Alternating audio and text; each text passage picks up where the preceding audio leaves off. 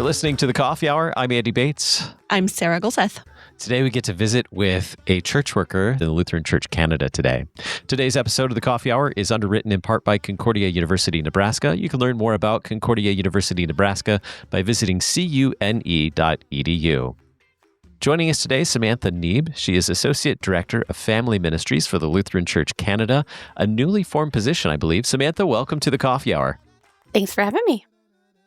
We're excited to have a chance to talk with you today, learn more about the Lutheran Church-Canada and the role in which you're serving and your path to serving as the Associate Director for Family Ministries. If I understand correctly, this is a newly formed position, is that right? That's right. In our circles, in the Lutheran Church Missouri Synod, we have a variety of offices. We might call them auxiliary offices or commissioned offices that support the office of Holy Ministry, supporting pastors in the way that they serve the church. We have I'm a director of Christian education. Sarah is studying to be a deaconess. We have Lutheran teachers and directors of church ministries, director of parish music, directors of Christian outreach. We have the whole alphabet when it comes to offices that support in the church. Now, I understand that you are a director of parish services. Is that correct? That is correct. Yeah. So instead of having a whole alphabet of offices, we have two, basically, because we're just a lot smaller. So we try to do it all within those two.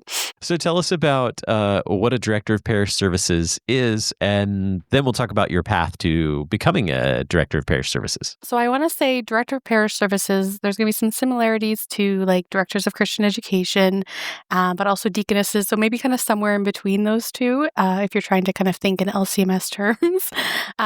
So we have the Director of Parish Services serves within a congregation, most typically, assisting the pastor and the congregation with kind of those extra things that can take away the focus of the pastor from the preaching and the word and the sacraments.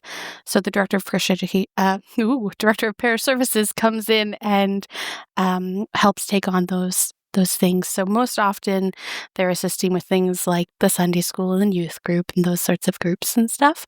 But they could also do visitations, Bible studies, kind of whatever is needed to help the pastor focus on that word and sacrament ministry.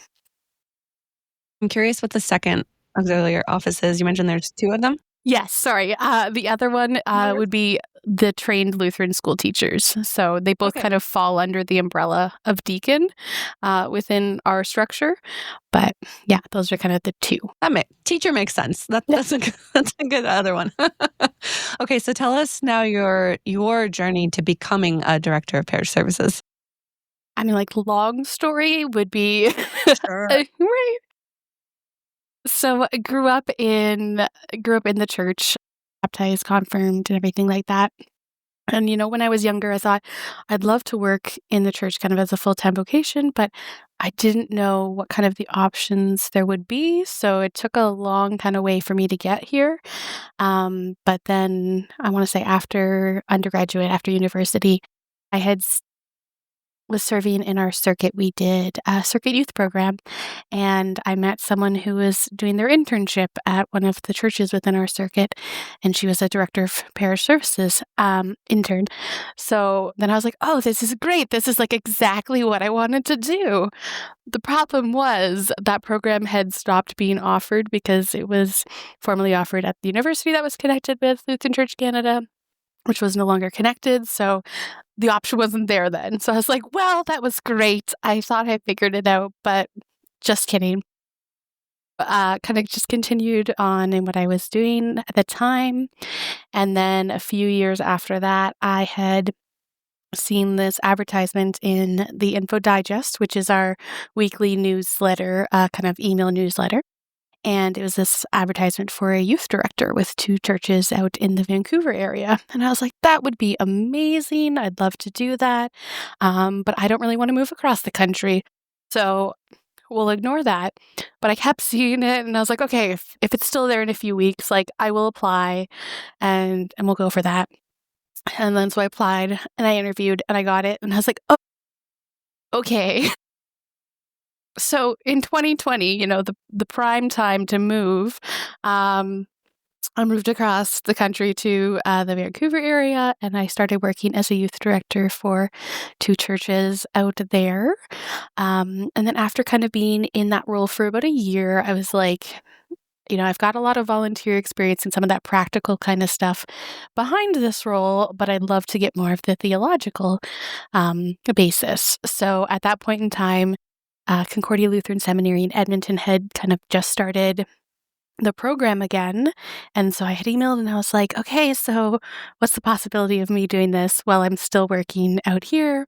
And even though it was not their intention, they were like, we will work with you and we'll get you kind of started through this program. So then I started in 2021 with the Director of Parish Services program through the seminary. Finally completed that kind of this past year through working in internship and all of that. And then, here I am. So you mentioned that there was a university level program for Director of Parish Services. Now it's at the seminary. What does that education and formation look like to become a Director of Parish Services? So because it is at the seminary now, it's actually a lot of the classes are with the pastoral students, the Masters of Divinity students, which is really nice to kind of start that working relationship right at the seminary level. So there are 2 courses that are specifically for the Director of Parish Services program, the Director of Ministries studies, and then the rest of the courses are with the pastoral students. So kind of focusing on those 3 different areas that they focus on: the exegetical theology, that biblical interpretation, the systematic theology, those teachings of the church, historical theology, kind of how Christianity's moved throughout time, and the practical theology. So even though it's all practical, but the designated area of practical theology with those courses like the Christian education and care and counseling and those sorts of things. So it's supposed to be a 1-year program with a 1-year internship, but I just did like 3 years and a 1-year internship. Yeah, that's a lot to pack in Yeah. 1 year if you're also working. Yeah. Yeah. What did you get to do on your internship then? So I was placed at a congregation in rural Alberta in Dixon. It's called King of Kings. I'll give them a little shout out. Just doing a lot of the children and family stuff was the area that they had kind of wanted to work with. Doing things like children's messages. We started a kind of junior youth once a month program. Sunday school. There's so many other things, but my brain always blanks on those other things. We started like a ladies group too while we were at it, and we were just kind of working through some of those things with them. Yeah. Confirmation, right, of course.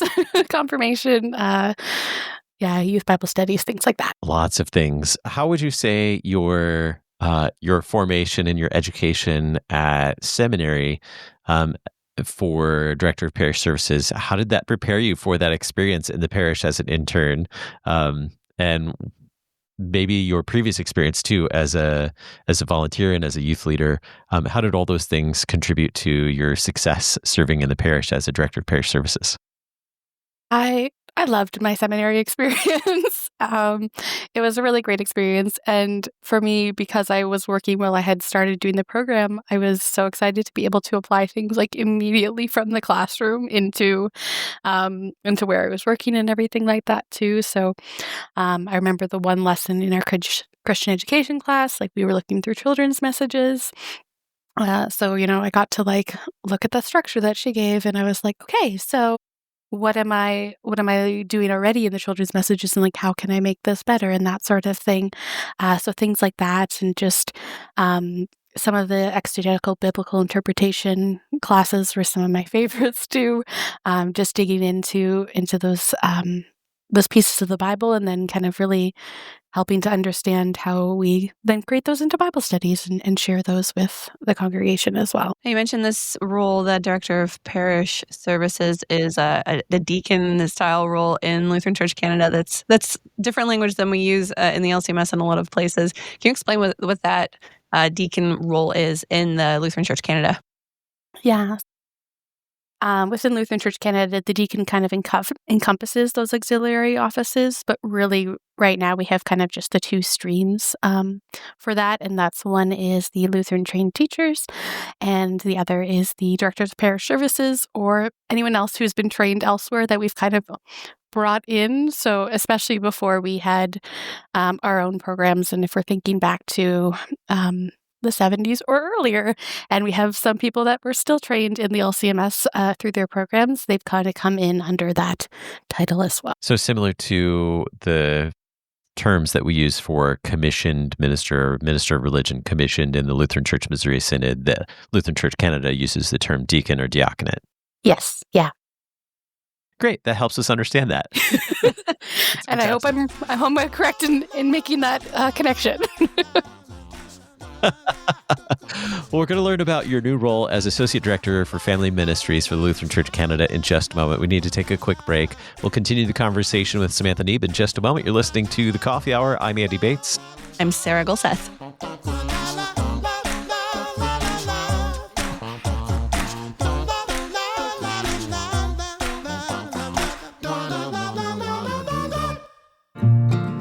At Concordia University, Nebraska, discover a distinctly Christian community that equips students to live by faith with courage, character, and conviction. Intentionally combining our Christian faith, Lutheran heritage, rigorous academics, and practical real-life experiences, we prepare students to fulfill a higher purpose in their vocations and life. Learn more about Concordia University, Nebraska at our website, cune.edu. That's cune.edu.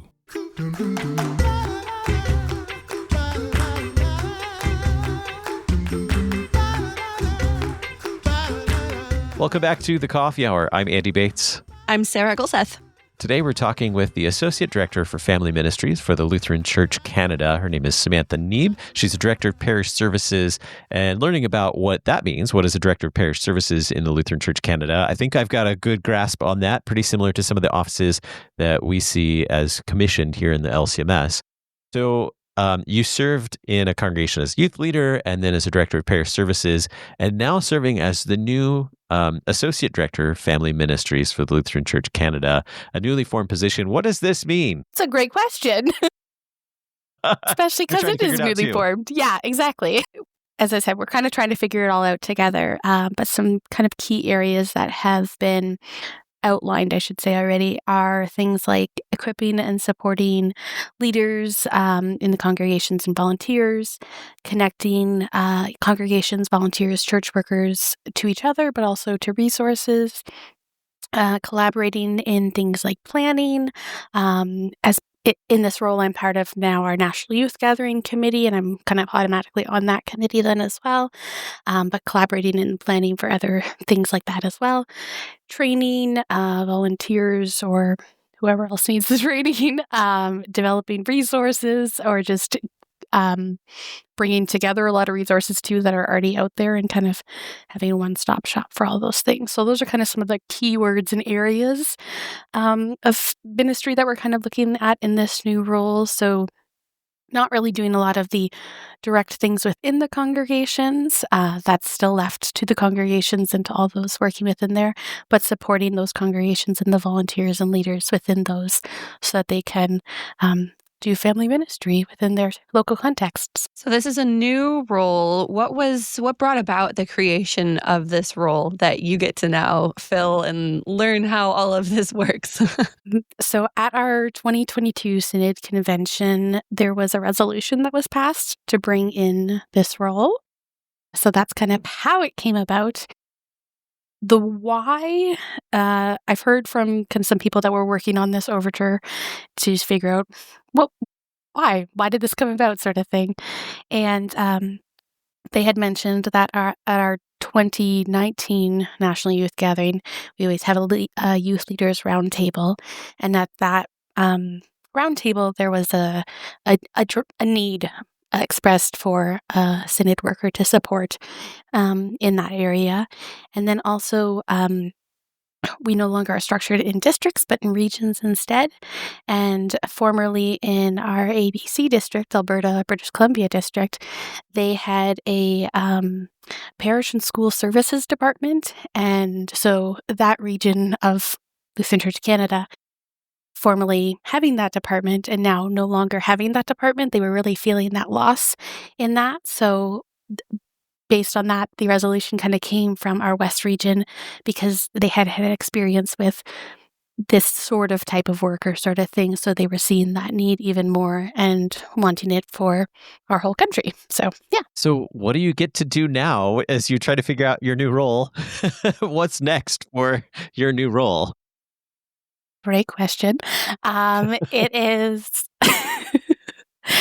in this beginning portion, it's really focusing on learning from the congregations and what they're doing. So I've had a lot of exciting conversations already with pastors and deacons and volunteers within Lutheran Church-Canada, talking with them about what do they have currently going on within their congregations, and then talking as well about what kind of needs they have and seeing those, and then how I can kind of support within those needs and stuff.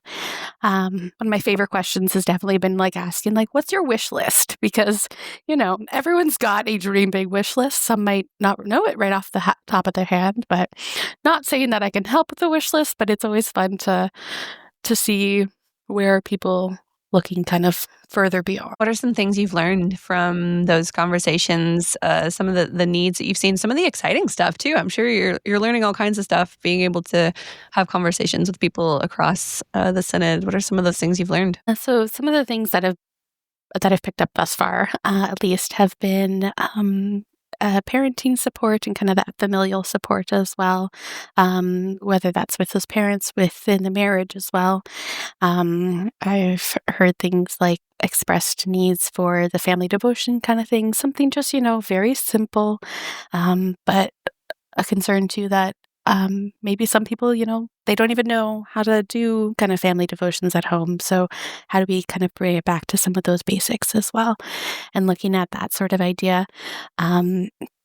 But some of the things that I've already heard from different people is excitement coming off of the National Youth Gathering within our regions. They're talking about kind of bringing back more of those regional youth gatherings and that sort of thing. So we already have one that happens in our West region, but I've heard people in both our Central and East regions as well saying, hey, we'd love to kind of bring a regional gathering together. So even some of those excitements of people then starting to connect and seeing the value in those sorts of things.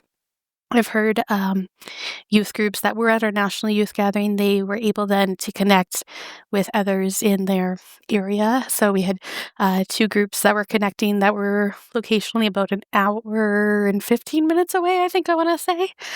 So they decided to make a connection point intentionally after that. And a group from, I want to say 2 hours away. Yeah. And then they kind of met in the middle with another church as well to bring some of those connections about. So I think just being in this role and being able to make some of those more connections more intentionally is going to be really exciting. These ones were definitely not made by me, but it was exciting to have an opportunity for them to be able to connect and kind of bridge those connections as well. But yeah, then I've met with a lot of people who have exciting ideas, whether it's something like a support group for maybe those parents whose kids aren't in church, or grandparents for those kids who aren't in church, right? And having a chance to be together and, lament that their kids aren't there, right? And to feel that frustration, but then also to kind of talk strategies of how we can still support and share the gospel with those who aren't coming and that sort of thing. So people have a lot of great ideas, and I'm excited to kind of go through them and hear them all and see what we can do kind of to work together for that. Who are some of the people you get to serve alongside in your new role? Yeah, so I am working out of our synodical office. So I get to work with kind of everyone on that level. So I'm working under our synod president, President Teuscher, and then I'm working with some of the other directors. So the director of domestic missions, the director of international missions, the director of communications and advancement, and I'm really hoping I'm not forgetting anyone. But I also our regional pastors as well, and then we have within our structure what we call the regional mission and ministry councils. So they're kind of a group of pastors and lay people from within each region, and they're looking kind of at the mission and ministry within their regions. So I've had a chance to be at one meeting already. I have another meeting coming up this week, and I get to kind of just introduce myself to them as well, but also then to see how we can work together as well and support one another for the mission and ministry within their regions. And then, of course, the local pastors, deacons, volunteers as well. So lots of people. In summary, everyone. That's awesome. And we got to meet up with you at the LCMS gathering in New Orleans a few months ago. What did you experience there? What were you able to kind of gain from that experience that you're going to be able to bring back to the LCC National Youth Gathering too? Yeah. So it was great to be able to be there. I was there as part of Team Flex, so just kind of volunteering a little bit as I could. But for me, it was also a very intentional time where I could just see what the LCMS does for their youth gathering and what that looked like. And we are at a very different level of size, we shall say, and probably budget and everything like that. So I jokingly said to one person, it's like apples and broccoli, but I'm almost thinking if it's like apples and giraffes in the comparison. Because they're very different. That's good. I like that. But Yeah. but there's a lot of great things that I was able to see down there too. But a lot of great things that I appreciated about our gathering after being at your really big one as well. But the fact, you have 20,000 people together that are all there sharing in the faith is very exciting and a very uplifting experience. I'm assuming for all of the youth that get to attend the LCMS gathering. And I mean, you have the chance, hopefully, to meet a lot of people from different areas. I know there was some youth running around and we're like, is anyone from this place? Is anyone from this place? And then like the one person was like, Canada. And I was like, oh, me, I can sign your sheet.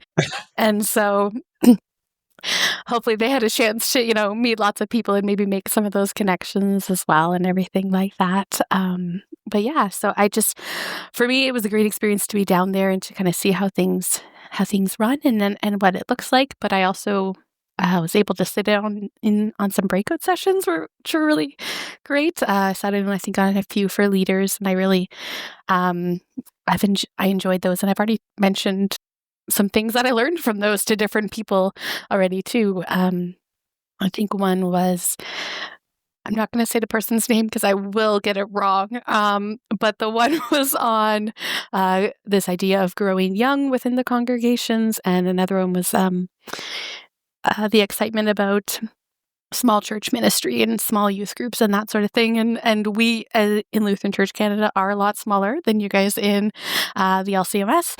So just kind of bringing some of that excitement back to what we're doing here has been exciting. Yeah. Where is your next youth gathering? So we don't have it location specified, but following our order, it will be either in Alberta or BC, British Columbia. So that will be the most likely one. But we do have a regional gathering scheduled for Grand Forks next summer.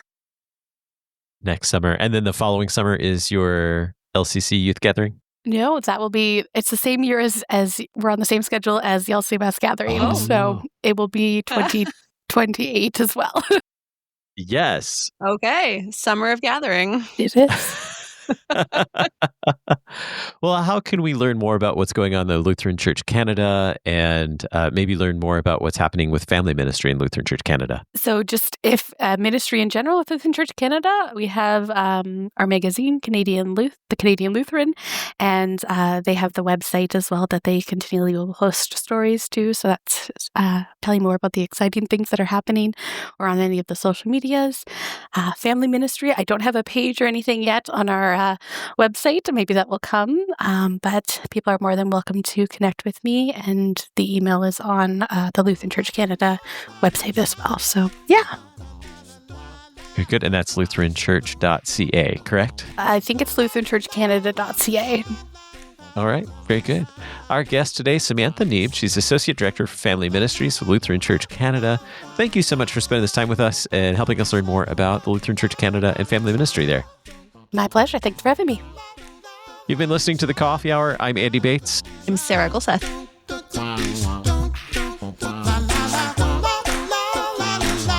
The Coffee Hour with Andy and Sarah is a production of KFUO. To support the Coffee Hour and KFUO Radio, visit kfuo.org. You can also text KFUO to 41444 or send an email to gifts@kfuo.org. And you can call us at 800-844-0524. KFUO. Christ for you, anytime, anywhere.